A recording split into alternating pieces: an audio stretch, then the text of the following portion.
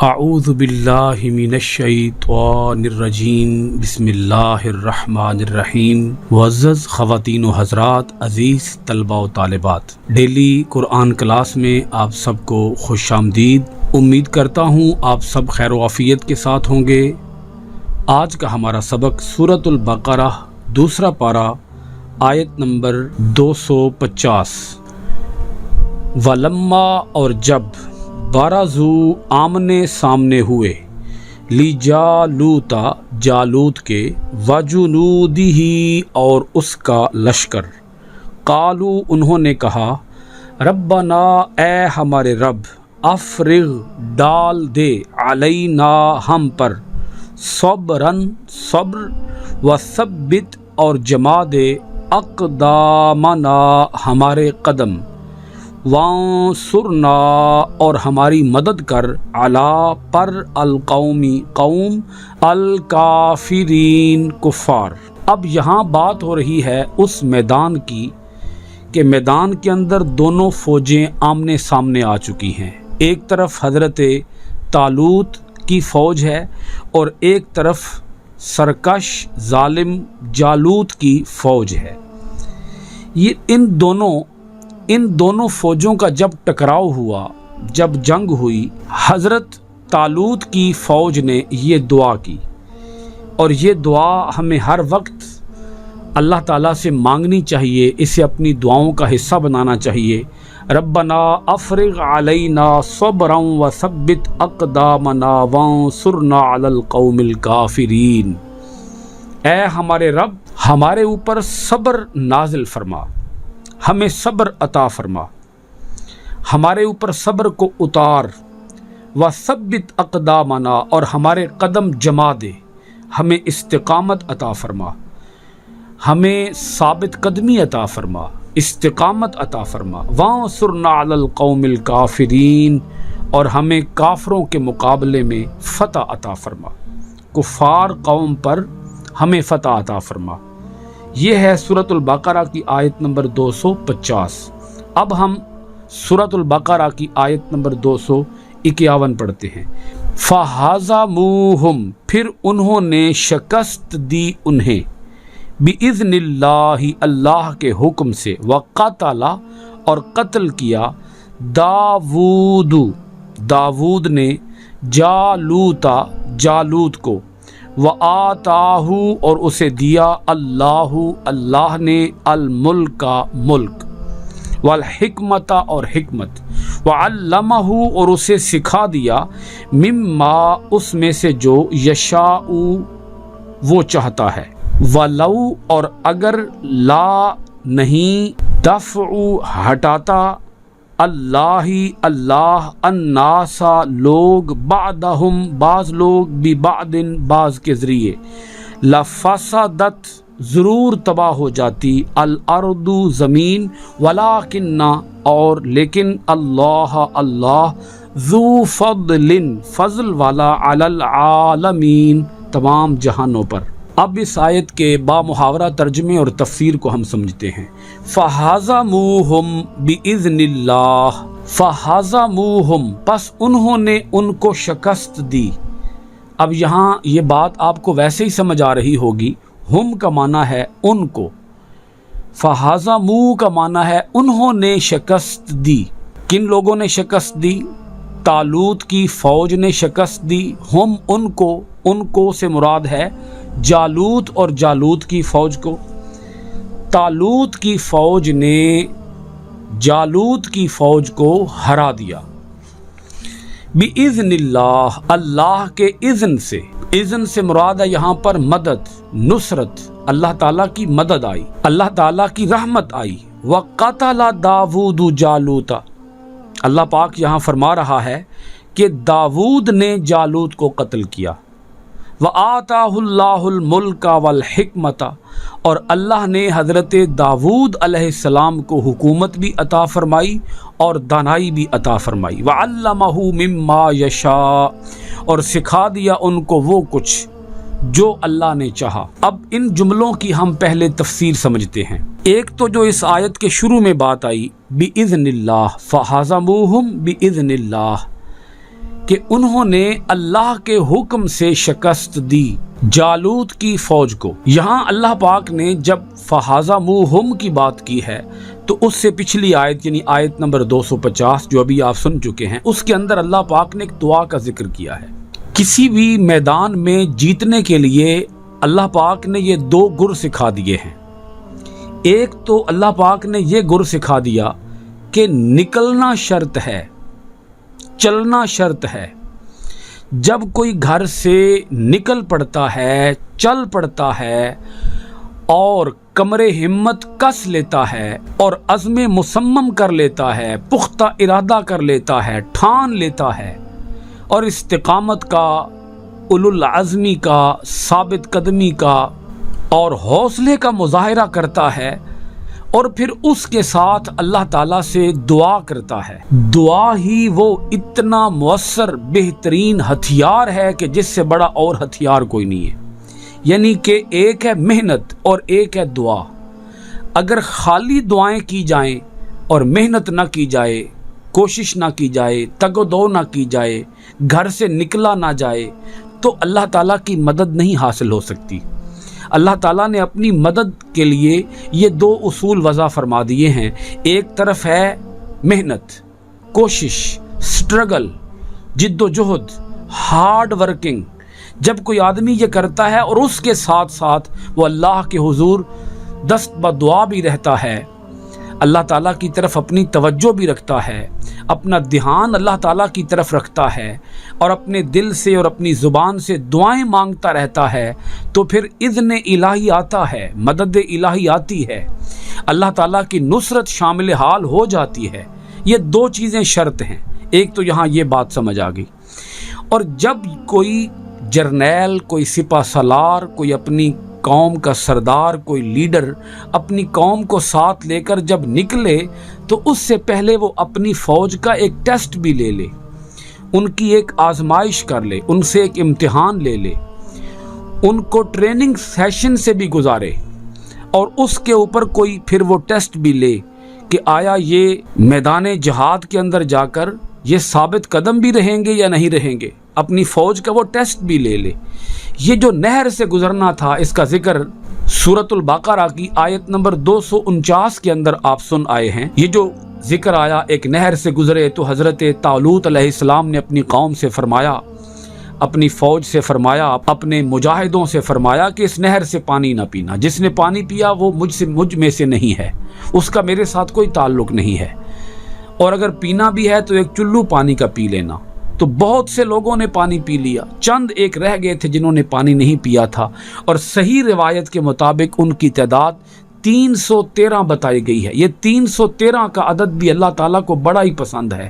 غزوہ بدر کے اندر بھی بدری صحابہ کرام 313 ہی تھے، یہاں بھی 313 ہی رہ گئے تھے۔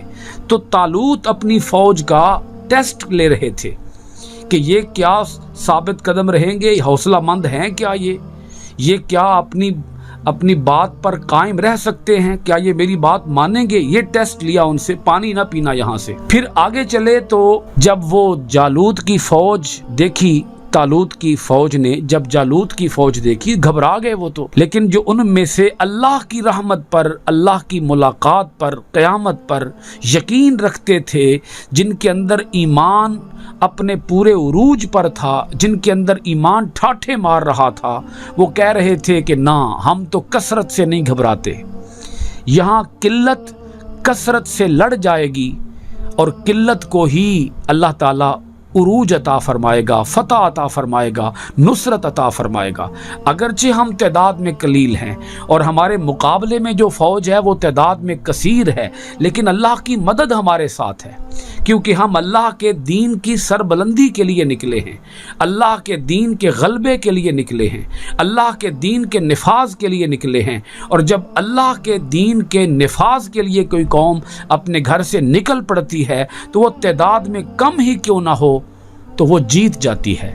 کسی نے کیا ہی خوب کہا تھا، جب اپنا قافلہ عزم و یقین سے نکلے گا، جہاں سے چاہیں گے رستہ وہیں سے نکلے گا، اے وطن کی مٹی مجھے ایڑیاں رگڑنے دے، مجھے یقین ہے کہ چشمہ یہیں سے نکلے گا۔ تو اللہ پاک تو یہ मोजिज़े दिखाता है, ये करामतें अल्लाह ताला दिखाता है, अपनी कुदरत की निशानियाँ अल्लाह ताला दिखाता है कि तुम जब मेरे लिए घर से निकल पड़े हो तो तुम अगरचे बेसरो सामा भी हो तो मेरी मदद तुम्हारे शामिल हाल हो जाएगी। इकबाल ने क्या ही खूब कहा था, काफिर है तो शमशीर पे करता है भरोसा, मोमिन है तो बेतेग भी लड़ता है सिपाही। शिकस्त हुई उनको, और अल्लाह पाक ने यहाँ बताया कि जालूत को कत्ल किसने किया था। अल्लाह पाक ने बताया हज़रत दाऊद अलैहिस्सलाम ने।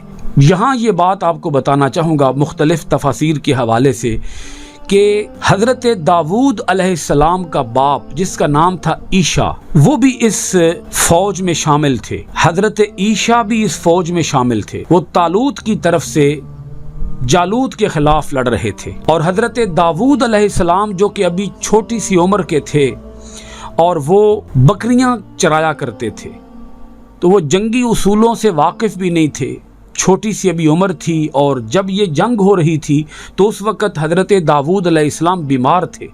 बीमारी की वजह से आपके जिस्म का या चेहरे का रंग जो था ये जर्द हो चुका था, इतने शदीद आप अलील थे। तो वो जो जालूत था वो ललकार रहा था, और वो मैदान के अंदर खड़ा होकर डींगे मार रहा था, और वो बड़ा जंगी उसूलों का माहिर था, वो सिपा सलार था, वो अपनी फौज का जर्नैल था और बड़ा ताकतवर शख्स था, और उसे अपनी ताकत के ऊपर बड़ा मान था, बड़ा गुरूर था उसको, और वो अपने पूरे जिस्म के ऊपर लोहे का लिबास पहने हुए था, और वो पुकार रहा था, इसको कहते हैं मुबारजत। वो पुकार रहा था कि मेरे मुकाबले के लिए कोई आए, वो दावत मुबारजत दे रहा था कि मेरा मुकाबला करो आकर। है कोई जो आकर मेरा मुकाबला करे और मुझे आकर कत्ल कर सके? कौन है जो मेरे सामने आकर खड़ा हो सके? तो उसकी हैबत, उसकी दहशत और उसका वो खौफनाक किस्म का लिबास और उसका वो इतना ग्रांडील जुस्सा, उसे देखते हुए कोई भी उसके सामने आने के लिए तैयार नहीं था। सब जो थे वो डरे हुए थे, सहमे हुए थे। तालूत की पूरी फौज के ऊपर एक सन्नाटा तारी था। हज़रत दाऊद अलैहिस्सलाम की गैरत और जोश ईमानी, उसके अंदर एक तुग़यानी सी आ गई। आपकी गैरत जोश मार रही थी, और जब जालूत के सामने आने के लिए कोई भी तैयार नहीं था तो हज़रत दाऊद अलैहिस्सलाम सोच रहे थे कि ये जब फ़ौज, अगर तालूत की फ़ौज पसपा हो जाती है, शिकस्त खा जाती है, तो क्या कहेंगे लोग? मुसलमान जंग हार कर आ गए हैं, और जालूत के सामने वो टिक नहीं सके, उसके सामने वो साबित कदम नहीं रह सके।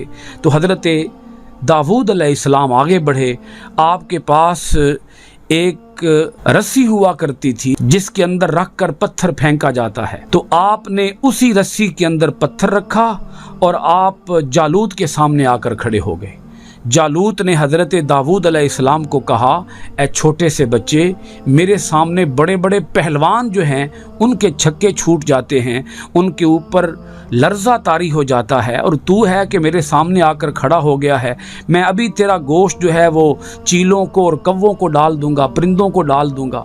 जालूत अभी ये बातें कर ही रहा था कि हज़रत दाऊद अलैहिस्सलाम ने उसकी तरफ पत्थर मारा और वो पत्थर उसके सर से पार हो गया। ये अल्लाह ताला की कुदरत थी, अल्लाह ताला का मोजिज़ा था कि हज़रत दाऊद अलैहिस्सलाम के हाथों ही जालूत जालिम और सरकश बादशाह ने कत्ल होना था। जब वो मर कर गिरा तो उसकी पूरी फ़ौज मैदान जंग से भाग निकली।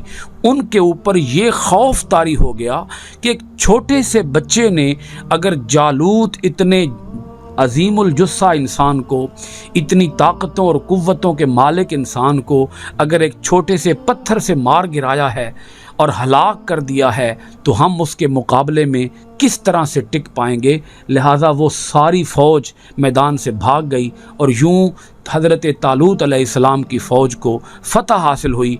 और फिर हज़रत तालूत ने अपनी बेटी का निकाह हज़रत दाऊद अलैहिस्सलाम के साथ किया और हज़रत दाऊद अलैहिस्सलाम को बहुत आला पोस्ट अता की अपनी फ़ौज के अंदर। और फिर जब एक मुद्दत दराज के बाद हज़रत तालूत अलैहिस्सलाम का दुनिया से इंतकाल हुआ तो हज़रत दाऊद अलैहिस्सलाम पूरी मुमलिकत के हुक्मरान बन गए। आधी मुमलिकत के हुक्मरान तो वो तालूत के होते हुए ही बन चुके थे।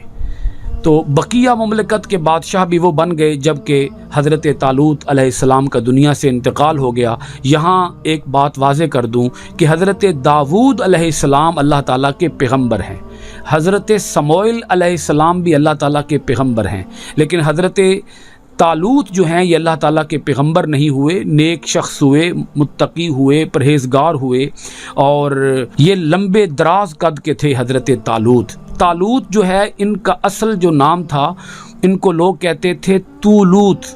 طول سے ہے نا جی، طول، جیسے ہم بولتے ہیں طوالت، طول کا مطلب ہوتا ہے لمبا، تو طول کے آگے اگر آپ واو اور تے لگا دیں تو یہ بن جائے گا طولوت۔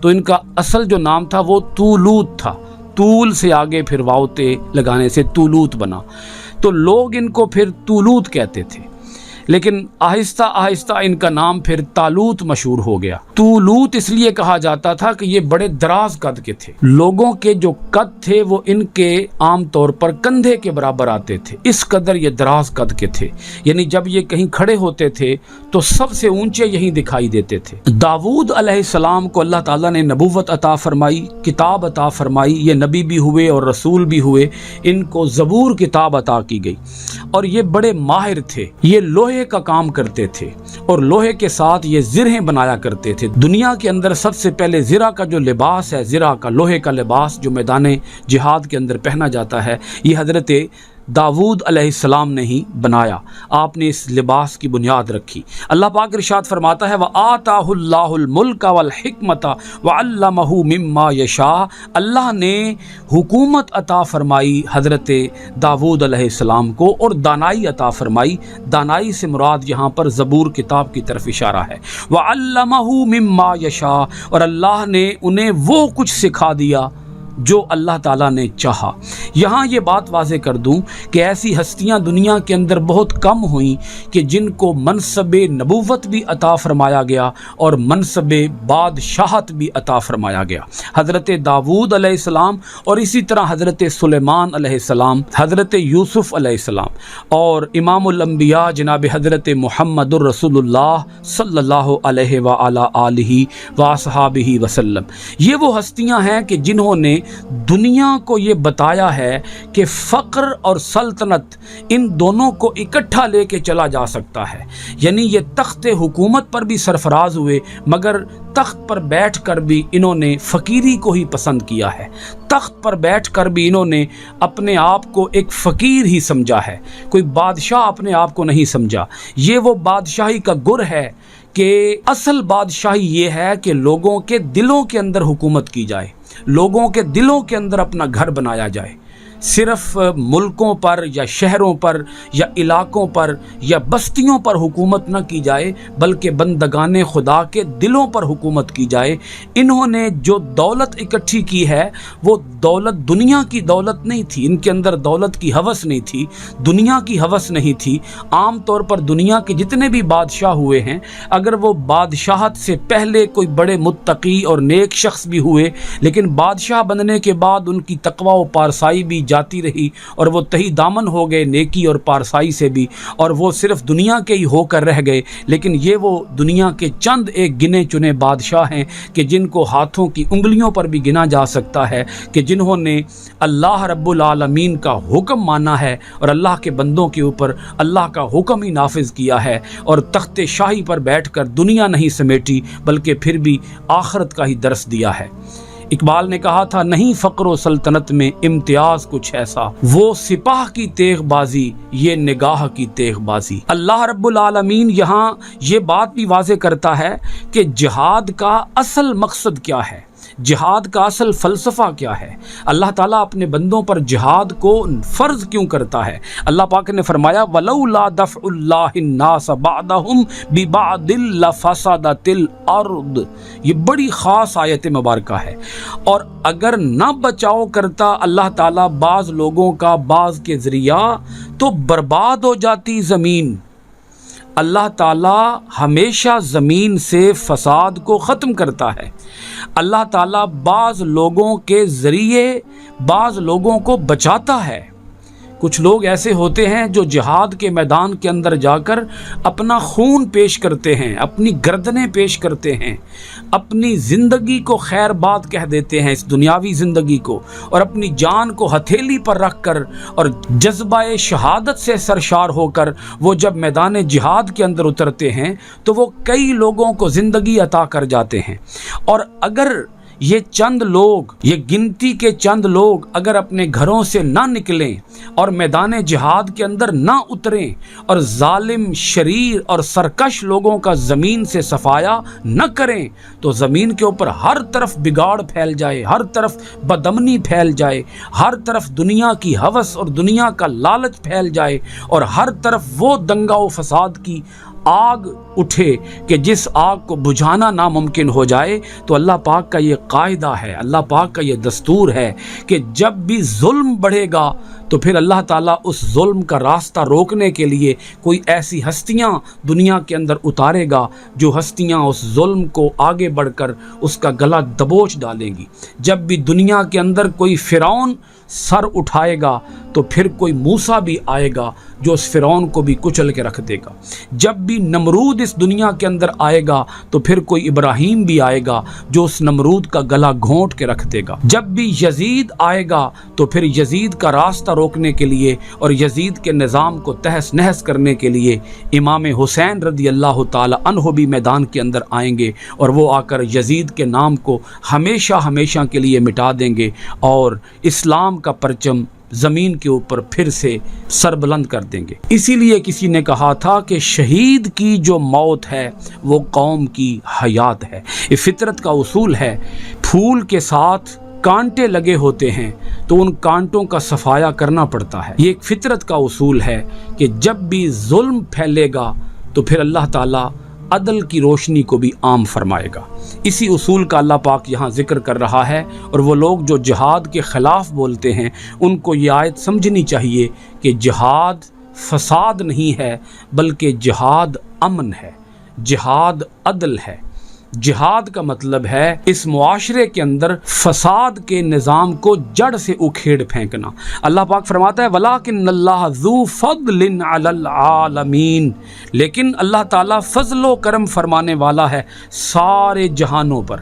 یعنی جہاد کے ذریعے ہی اللہ تعالیٰ اپنا فضل اور اپنا کرم فرماتا ہے۔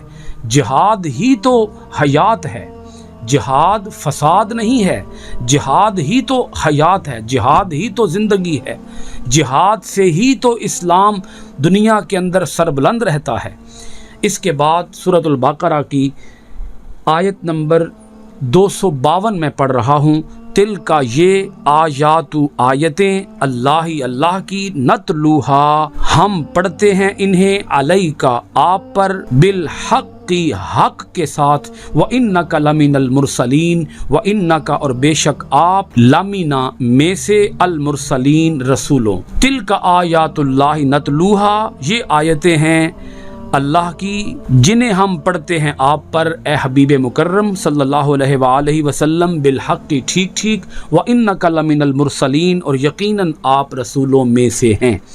اس آیت مبارکہ کا یہاں ذکر اس لیے کیا گیا کہ یہ جتنے بھی احکام اللہ تعالیٰ بیان کر رہا ہے، قصہ طالوت اور جالوت اللہ تعالیٰ جب سناتا ہے تو اللہ پاک فرماتا ہے کہ ہم اسے آپ کو ٹھیک ٹھیک سناتے ہیں۔ وہ لوگ کہ جو جناب رسول اکرم صلی اللہ علیہ وآلہ وسلم کی رسالت کو نہیں مانتے، وہ یہودی ہوں یا کفار مکہ ہوں، انہیں سوچنا چاہیے کہ یہ بنی اسرائیل کی قوم کی داستان، یہ طالوت کی باتیں، یہ حضرت سموئیل کی باتیں، یہ کون ہے جو حضرت محمد صلی اللہ علیہ وآلہ وسلم کو آ کر سنا جاتا ہے؟ نہ تو آپ کوئی تاریخ دان ہیں، نہ تو آپ کسی استاد کے پاس زانو تلمذ طے کرتے ہیں، نہ آپ کو دنیا کا کوئی انسان اور دنیا کا کوئی فرد پڑھاتا ہے، نہ آپ کا کوئی اس دنیا کے اندر انسانوں میں سے کوئی آپ کا استاد ہے، تو کون ہے جو آپ کو یہ داستانیں جو پرانی ہو چکی ہیں اور جو تورات کے اندر بیان کی گئیں، تو تورات کے اندر بھی لوگوں نے ان داستانوں کو بدل ڈالا اور ان داستانوں کو محض داستان گوئی کی حد تک بنا دیا، قصہ کہانی کی حد تک بنا دیا۔ لوگوں کو ایسے لوگ جو داستانیں سن کر لطف حاصل کرتے ہیں، محض ان لوگوں کی تسکین کے لیے داستان گوئی اور قصے کہانیاں بنا کر سنا دی گئی، تورات کے اندر تبدیلیاں کر دی گئیں، تو اللہ پاک فرماتا ہے کہ ہم آپ کو یہ جو ماضی کے واقعات ہیں وہ ہم آپ کو ٹھیک ٹھیک سناتے ہیں، اور ہم آپ کو محض قصہ گوئی کے لیے، داستان گوئی کے لیے یہ واقعات اور کہانیاں نہیں سناتے، بلکہ ہم آپ کو اس لیے سناتے ہیں تاکہ ان واقعات میں سے جو ہدایت کے پہلو ہیں انہیں واضح کیا جائے، انہیں پرومیننٹ کیا جائے۔ وَإِنَّكَ لَمِنَ الْمُرْسَلِينَ، اور آپ کے اوپر وحی الہی کا نازل ہونا، اس کتاب کا نازل ہونا اور پچھلی قوموں کی داستان کا آپ کو سنایا جانا، اور آپ وحی الہی سے یہ داستانیں سن کر آگے آپ کا لوگوں کو سنانا، ماضی کی داستانیں آپ کا سنانا، یہ اس بات کا بین ثبوت ہے، منہ بولتا ثبوت ہے کہ آپ رسول ہیں، آپ رسول اعظم ہیں، آپ نبی آخر الزماں ہیں، آپ اللہ تعالیٰ کے سچے رسول ہیں۔ جو لوگ آپ کو جھوٹا کہتے ہیں وہ خود جھوٹے ہیں۔ یہ سورۃ البقرہ کی اگرچہ آیت نمبر 252 ہے، لیکن میں اس کو سناتے ہوئے بے حد خوشی کا اور اطمینان کا اظہار کروں گا۔ میں بیان نہیں کر سکتا کہ اس وقت اللہ تعالیٰ کی رحمت سے اور برکت سے مجھے کس قدر تسکین حاصل ہو رہی ہے اور خوشی حاصل ہو رہی ہے، کیونکہ آج الحمدللہ اللہ تعالیٰ کے فضل و کرم سے، اس مالک کریم کی عطا کردہ توفیقات سے آج ہمارا دوسرا پارہ مکمل ہو گیا ہے۔ انشاءاللہ العزیز آپ کے پاس ڈیلی قرآن کلاس کے لیے جب ہم حاضر ہوں گے تو اگلی کلاس سے ہم انشاءاللہ العزیز تیسرا پارہ شروع کریں گے، اور ہم آپ کے پاس حاضر ہوں گے سورۃ البقرہ کی آیت نمبر 253 کے ساتھ۔ اللہ تعالیٰ کے حضور دعا ہے کہ اللہ تعالیٰ ہمیں جذبہ جہاد بھی عطا فرمائے، جذبہ سرفروشی بھی عطا فرمائے، اور اللہ تعالیٰ ہمیں اپنے احکامات کو صحیح طور پر سمجھ کر ان پر کما حقہ عمل کرنے اور قرآن کے اس پیغام کو دنیا بھر کے اندر عام کرنے کی توفیق عطا فرمائے۔ آپ سب حضرات کا بہت شکریہ۔ السلام علیکم ورحمۃ اللہ وبرکاتہ، وفی امان اللہ۔